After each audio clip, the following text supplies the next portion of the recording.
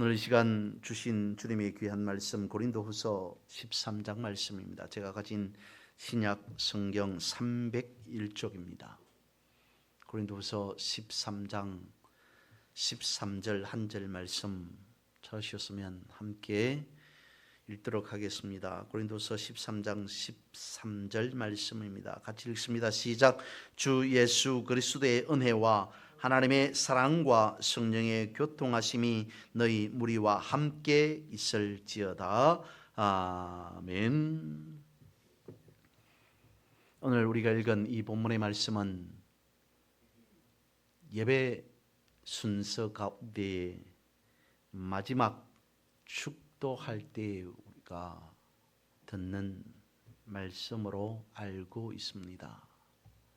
오늘 본문의 말씀을 보면 짧지만 세 부분으로 나눌 수 있습니다. 그 첫 번째 부분이 우리 주 예수 그리스도의 은혜라고 하는 부분이죠. 예수 그리스도의 은혜라고 하면 어떤 은혜이겠습니까? 다른 무엇보다도 십자가의 은혜 아니겠습니까? 예수님께서 하늘 귀한 보좌를 버리고 나를 위해 우리를 위해 이 땅에 오사 십자가를 지으시고 그리고 죽으시고 고통당하시고 죽으시고 다시 사흘 만에 부활하시면서 우리에게 죄를 용서해 주시고 생명을 허락해 주시고 우리를 구원해 주시고 영생까지 허락해 주신 그 십자가의 사랑, 십자가의 은혜, 그걸 우리는 생각해 볼 수 있을 것 같습니다. 아울러서 두 번째 이어지는 것이 우리 주 예수 그리스도의 은혜와 하나님의 사랑입니다. 이것은 마지막 부분으로 돌리고요, 세 번째로 넘어갑니다. 그리고 이어서 하시는 말씀이 바로 그것입니다. 성령의 교통하심. 이를 두 번째로 한번 살펴보고자 합니다. 오늘 본문에서 여기에서 말씀하고 있는 성령의 교통이라고 하는 이 교통은 다름 아닌 교제, 나눔이라고 말할 수 있겠죠. 흔히 교회에서 많이 말하는 것으로는 코이노니아라고 말할 수 있습니다. 성령의 교통하심이라고 하는 것은 무엇이겠습니까? 분명히 성령의 일방통행이라고 말하지 않고 성령의 명령이라고 말하지 아니하고 성령의 교통하심이라고 말하고 있으므로 성령께서 우리에게 무엇인가를 말씀해 주시는 그것을 우리가 듣는 것과 더불어 또한 우리가 성령께 말씀드리는 것, 간청하는 것, 간구 기도하는 것, 이를 통해서 성령의 교통하심이라고 말하고 있는 것은 아니겠습니까? 우리는 끊임없이 세상과 소통하며 살아갑니다. 먹을거리를 위해서 가게에 가서 먹을거리를 구입합니다. 옷을 사기 위해서 옷가게에 가서 옷을 구입합니다. 돈이 없으면 은행에 가서 돈을 인출합니다. 그런데 여러분, 이것을 두고 과연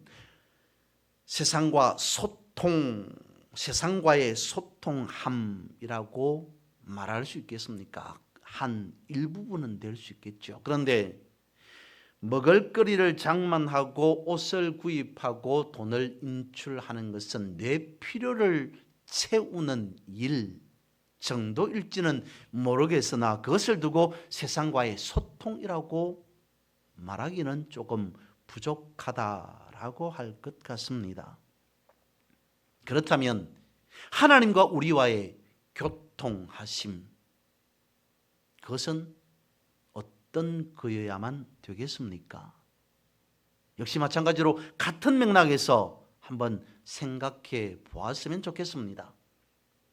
우리에게 무엇인가 필요한 것이 있습니다. 일용할 양식이 필요합니다. 하나님, 저에게 일용할 양식을 주십시오 라고 요청하는 것, 저에게 일정한 어떤 빚이 있습니다. 하나님 이 빚을 조금 갚아 주십시오. 해결해 주십시오. 라고 간구하는 것.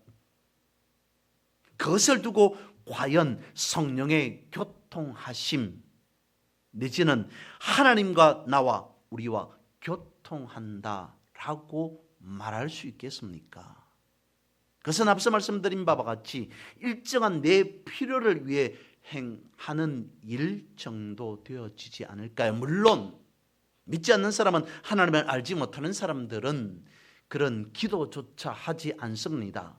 그런 것이 성령의 교통하심이라고 말할 수 없습니다 라고 단정하는 것이 아니라 그것이 하나의 일부분일 수는 있겠으나 그런 것을 두고 성령의 교통하심이다 라고 단정할 수는 없다는 겁니다. 요한복음 14장에서 보면 예수님께서 십자가를 지시기 전, 예수님께서 잡히시기 전에 제자들을 불러놓고 말씀하십니다. 진리의 성령, 진리의 영인 보혜사 성령이 너희들에게 임할 것이다 라고 말씀하십니다. 보혜사, 조력자, 도우는 영 정도로 해석할 수 있습니다.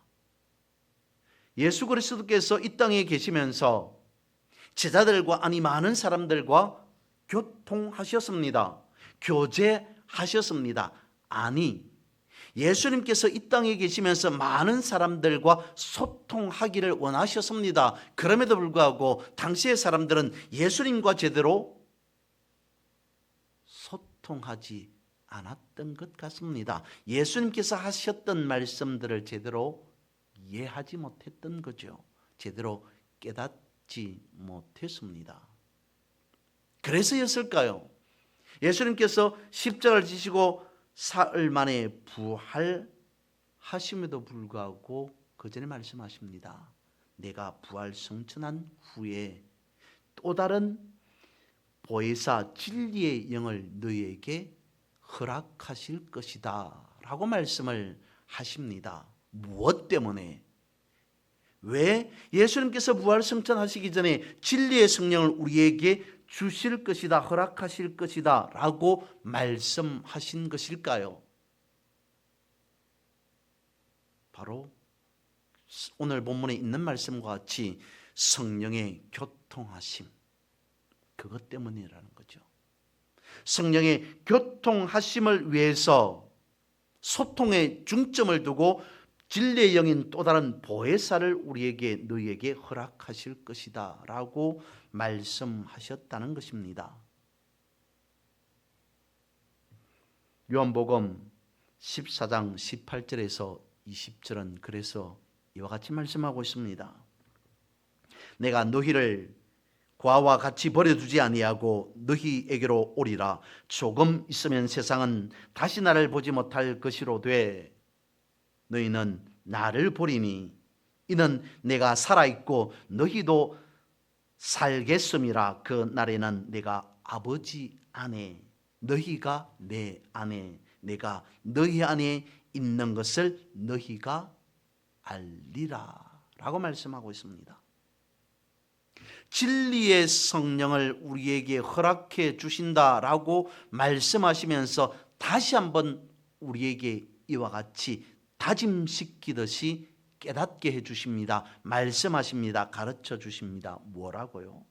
내가 아버지 안에 있다. 이 말씀이 무엇일까요? 나는 아버지와 끊임없이 교통하고 있다 라고 말하면서 다시 거기서 끝나는 것이 아니라 다시 말씀하고 있습니다. 내가 너희 안에, 너희가 내 안에 있다. 예수 그리스도께서 우리 안에 있고 우리 안에 예수 그리스도가 예수 그리스도 안에 우리가 있다라고 하는 그 말은 무엇이겠습니까? 안에 있다, 밖에 있다라고 하는 그것을 말씀하시는 것이 아니라 성령과 우리가 끊임없이 교통하여야 한다라고 하는 그 말씀을 이와 같이 말씀하고 있는 것이죠. 그렇다면 성령의 교통하심이라고 하는 것은 무엇이겠습니까?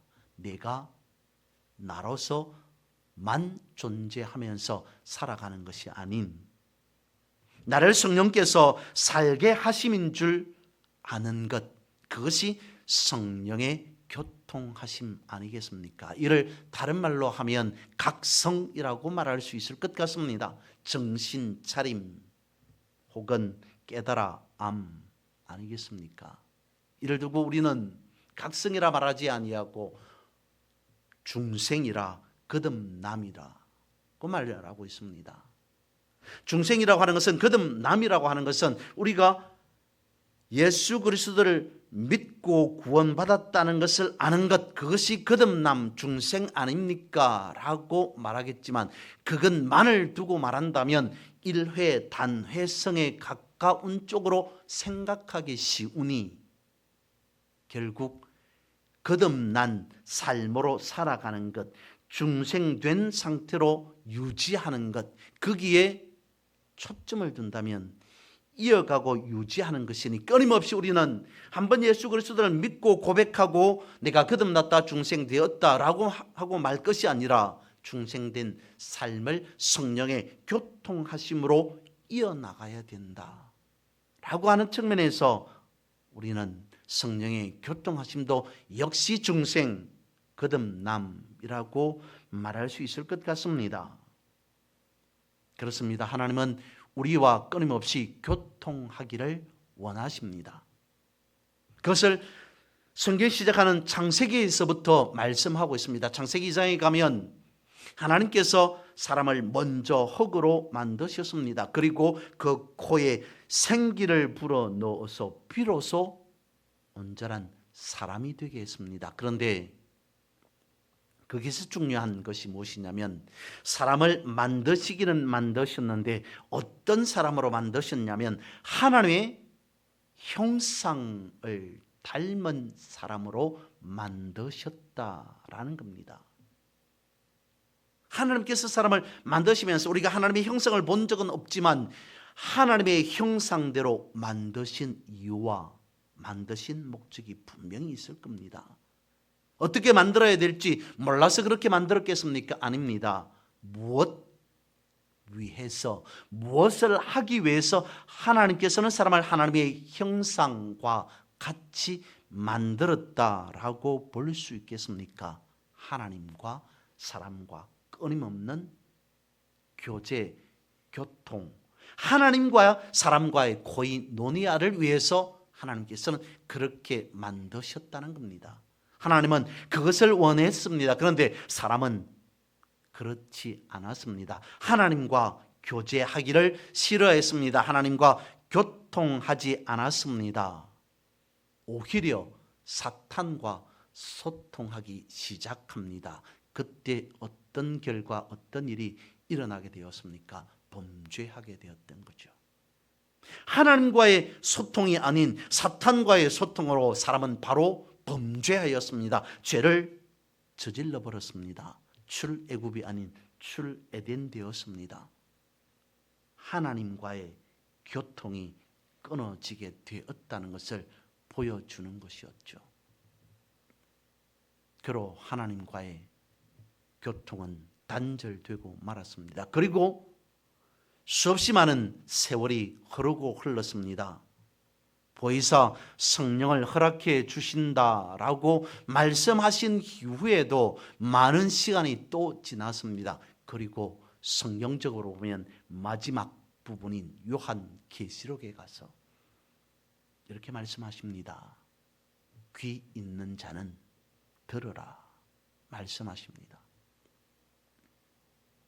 태초에 사람이 하나님과의 소통이 단절된 이후로 역사적으로 암울한 인류의 역사가 거듭되고 반복되었습니다. 성령 보혜사가 오신 이후로도 많은 시간이 흘렀습니다. 그리고 계시록에 와서 주님께서 다시 이와 같이 말씀하십니다. 귀 있는 자는 들을지어다. 그런데 그 사이에 어떤 말이 더해져 있냐면 이렇습니다. 귀 있는 자는 성령이 교회들에게 하시는 말씀을 들을지어다 라고 말씀하고 있습니다. 어떻다고요? 성령이 교회들에게 하시는 말씀을 들으라 라고 말씀하십니다. 여기에서 우리는 무엇을 느껴야만 하겠습니까? 어떤 것을 깨달아야만 하겠습니까? 지속적으로 우리와 끊임없이 교통하기를 원하는 성령의 의지, 성령의 노력, 그것을 우리는 느낄 수 있어야 되겠다라고 하는 것입니다.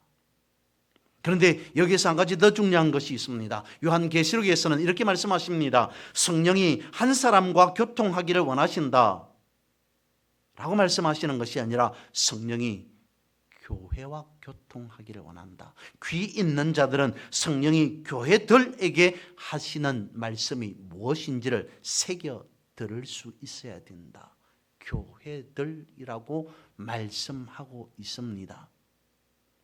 한 사람이라도 더 성령께서는 교통하기를 원하신다라고 말씀하고 있다라는 것이죠. 성령의 역사하심이 이제 교회를 통해서 역사하시겠다. 성도를 통해서 거룩한 무리를 통해서 교통하기를 원하신다라고 말씀하고 있습니다. 그러면 교회인 우리는 어떻게 성령과 교통할 수 있겠습니까? 그 첫 번째가 다시 말씀을 드립니다만 성경 읽기다라고 말씀을 드립니다. 성령께서는 태초부터 끊임없이 교통하기를 원하셨습니다. 결국은 교회들과 교통하기를 원하신다라고까지 말씀하셨습니다. 그 첫 번째가 무엇인가? 성경 읽기다. 하나님과 교통하기 위해서는 우리는 가장 먼저 말씀 읽는 것이 필요하다는 것이죠. 성경을 읽는 이유는 성령이 교회들에게 하시는 말씀을 듣기 위함이라는 것입니다. 그러면 교회는 모여서 함께 성령의 교통하심이 무엇인지를 서로 나눔이 있어야 한다는 것이죠. 사람들과 함께 모여서 사람들의 대화, 사람들의 이야기만 나누는 것이 아니라, 그런 코이노니아만 필요한 것이 아니라 성령과의 교통하심을 이 사람 저 사람과 함께 나누는 자리가 바로 교회라는 것입니다. 그래서 성경을 읽어야 된다라고 말씀을 드립니다. 다시 말씀을 드리면 성경 읽기는 성령의 교통하심이다는 것과 같다는 겁니다. 거꾸로 놓고 보더라도 성령의 교통은 성경 읽기다라는 거죠. 그것을 통해서 우리는 성령의 음성을 들을 수 있기 때문이라는 것입니다. 즉 성령의 내재하심과 성령의 교통하심이 있어야만이 우리는 하나님의 말씀을 감히 새겨 들을 수 있다라는 겁니다. 그러면 성령의 교통하심이 성경 읽기만 있다는 겁니까? 아니요. 기도라고 하는 것을 보더라도 마찬가지입니다. 하나님은 기도를 통해서 우리와 끊임없이 교제하기를 원하십니다. 여러분, 다시 묻습니다. 기도라고 하는 것이 무엇입니까? 하나님과 우리가 대화를 하는 것, 하나님과 소통하는 것을 두고 우리는 기도라고 말할 수 있어야 합니다. 기도는 즉 대화다라는 거죠. 대화라고 하는 것이 무엇입니까? 내가 일방적으로 말하는 것이 아니라 나의 말도 필요하지만 상대방의 말도 듣는 것이 대화, 만남이요 대화입니다. 기도라고 하는 것은 만남이요 기도라고 하는 것은 대화입니다. 어떤 두 사람이 만났습니다. 그런데 한 사람만이 일방적으로 자기 할 말을, 서로가 무언가를 말하고 싶어서 말하기 위해서 만났습니다. 이유가 있어서, 목적이 있어서 만난 거예요. 그런데 한 사람만 일방적으로 자신의 말만 하고 끝하고 헤어져 버렸습니다. 그것을 만남이라고 말할 수 있겠습니까? 그것을 대화라고 말할 수 있겠습니까?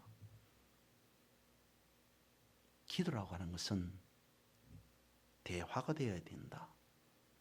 분명히 성경에서 말씀하고 있습니다. 성령의 교통하심, 그것을 기도라고 하는 부분을 놓고 보더라도 그러면 기도라고 하는 것이 내가 끊임없이 일방적으로 하나님께 무엇인가를 아뢰는 것, 보고하는 것, 통보하는 것을 두고 기도라고 하는 것이 아니라 내 말도 필요합니다. 하나님 이렇습니다, 저렇습니다 라고 하는 것도 필요합니다. 하지만 기도라고 하는 것은 그것만을 두고 말하는 것이 아니라 하나님께서 나에게 뭐라고 말씀하시는가, 그 말씀을 듣는 것까지가 기도라는 거죠. 그것을 오늘 성경에서는 성령의 교통하심이라고 말씀하고 있다는 것입니다. 그러니까 기도를 하되 내 말만 하면 안 된다는 겁니다. 주여 주시옵소서라고 외치는 것만으로는 일방통행일 뿐이라는 겁니다. 기도라고 하는 것은 주여 말씀하옵소서, 또한 내지는 사무엘과 같이 주여 종이 듣겠나이다 라고 하는 것에까지 가야 그것이 성령의 교통하심이 있는 기도가 아닐까 싶습니다. 그러면 왜 우리에게 성령의 교통하심이 필요한 그겠습니까? 예수님께서 말씀하십니다. 내가 곧 길이다 라고 말씀하십니다. 그 길이 어떤 길인지 우리는 익히 잘 알고 있습니다. 성령의 교통하심으로 우리를 생명으로 인도하는 길, 그것을 두고 주님께서 내가 길이다 라고 말씀하십니다. 그 길이 어디에 놓여져 있습니까?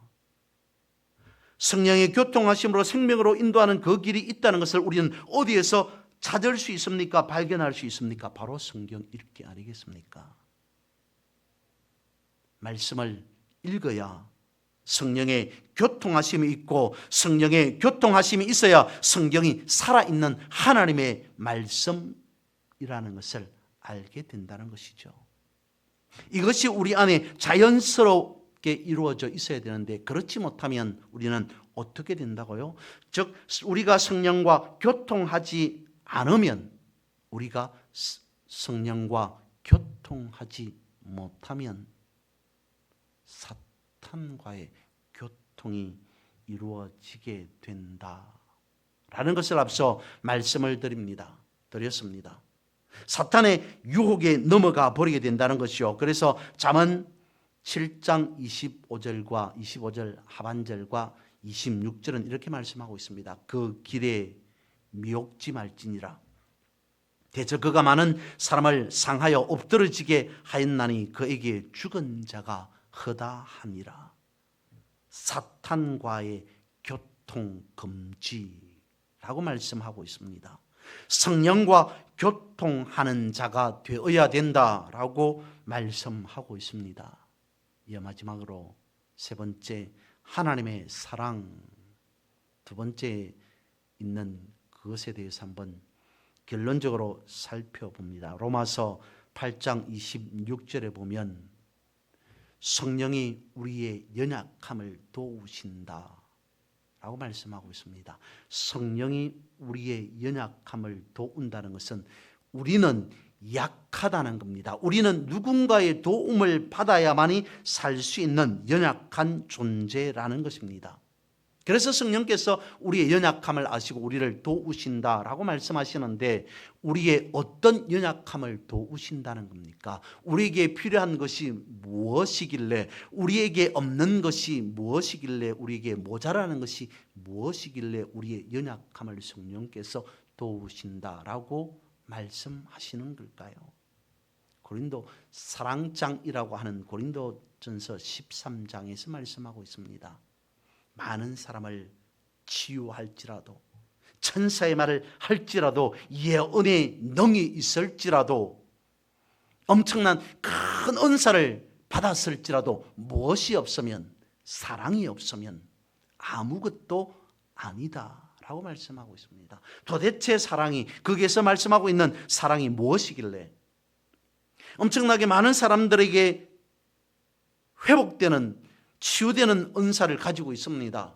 천사의 말을 할 수 있습니다. 방언을 할 수 있습니다. 예언의 능이 있습니다.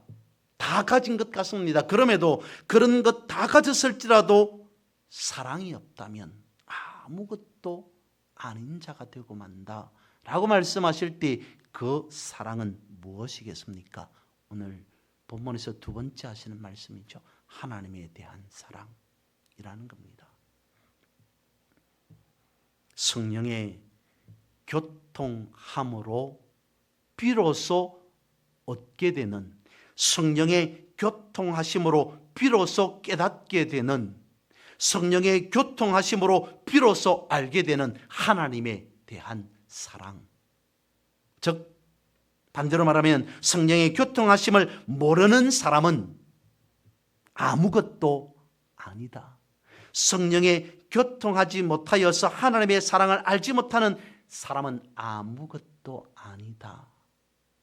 그가 엄청난 큰 은사를, 예언의 능을, 방언의 은사를 가졌다 할지라도 그래도 아무것도 아니다 라고 말씀하고 있습니다. 우리에게는 거듭 말씀을 보면 볼수록 성령의 교통하심이 있어야 된다라는 것을 알 수 있습니다. 그래야만이 예수 그리스도의 음성이 무엇인지를 우리가 들을 수 있게 되어지고 성령의 교통하심이 있어야만이 비로소 우리는 하나님의 사랑이 무엇인지를 깨닫고 알 수 있다라고 말씀하고 있습니다. 여러분, 우리는 다 믿음으로 생명길 위에서 살아가고 있습니다. 이 생명길 위에 선 자로서 늘 언제나 성령의 교통하심으로 형통한 삶을 살아가는 그런 여러분 모두가 되기를 주님의 이름으로 선포하고 축복합니다.